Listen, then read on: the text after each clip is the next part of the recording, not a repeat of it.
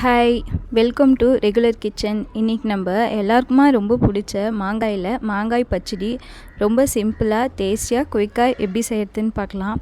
இதுக்கு maximum 10 minutes தாங்க ஆகும் இந்த மாங்காய் பச்சடி செய்கிறதுக்கு. இதுக்கு நான் ஒரு மீடியம் சைஸ் ஒட்டு மாங்காயும் ஏற்கனவே வீட்டில் யூஸ் பண்ண 2 மாங்காய் கொட்டையும் எடுத்துக்கிறேன். நம்ம இது செய்கிறதுக்கு மாங்காயில் ஃபுல்லாக தோலெல்லாம் சீவிடணுங்க.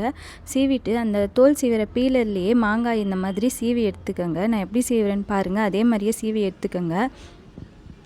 இப்போ ஒரு குக்கரில் தேவையான அளவுக்கு எண்ணெய் ஊற்றிக்கோங்க. நான் ஒரு 2 ஸ்பூன் அளவுக்கு எண்ணெய் ஊற்றிக்கிறேன்.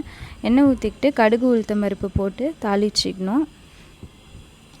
கடுகு உளுத்தம் பருப்பு வெடித்த உடனே நம்ம சீவி வச்சுருக்க மாங்காய் எல்லாத்தையும் இதில் ஆட் பண்ணி லைட்டாக ஒரு வாட்டி வதக்கி விட்டுட்டு இதுக்கு தேவையான காரம், இனிப்பு, கசப்பு இந்த டைமில் சேர்த்துக்கணுங்க. கசப்பு சுவைக்கு எல்லாம் சேர்த்துக்கணுங்க. காரத்துக்கு நான் 2 பச்சை மிளகாயும் கொஞ்சமாக வீட்டில் யூஸ் பண்ணுற மிளகாத்தூளும் வீட்டில் அரைச்சி வச்சுருப்போம்ல அந்த மிளகாத்தூளும் சேர்த்துக்கிறேன்.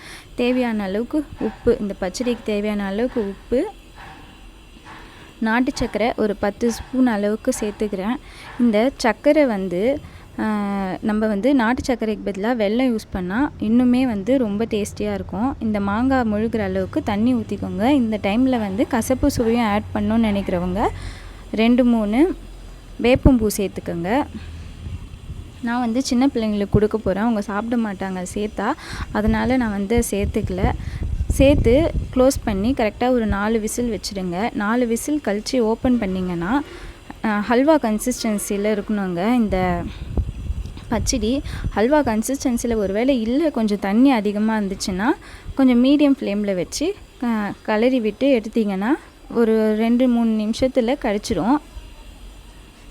இந்த டைமில் டேஸ்ட் பண்ணி பாருங்கள். அந்த மாங்காவோட ஸ்வீட்னஸ், புளிப்பு தன்மையும் ஸ்வீட்னஸ் தன்மையும் பொறுத்து நம்ம சேர்க்குற சர்க்கரை கூட குறைய இருக்கும். நான் இப்போ டேஸ்ட் பண்ணி பார்க்கும்போது லைட்டாக புளிப்பு தெரிஞ்சுது. அதனால் அந்த புளிப்புக்காக நான் என்ன பண்ணிக்கிட்டேன்னா இன்னும் கொஞ்சம் ஒரு 2 ஸ்பூன் சர்க்கரை சேர்த்துக்கிட்டேன். நீங்கள் டேஸ்ட் பண்ணி பார்த்துட்டு உங்களுக்கு வேணும்னா சேர்த்துக்கோங்க. அது ஒரு மாங்காயை பொறுத்து அது மாறுங்க.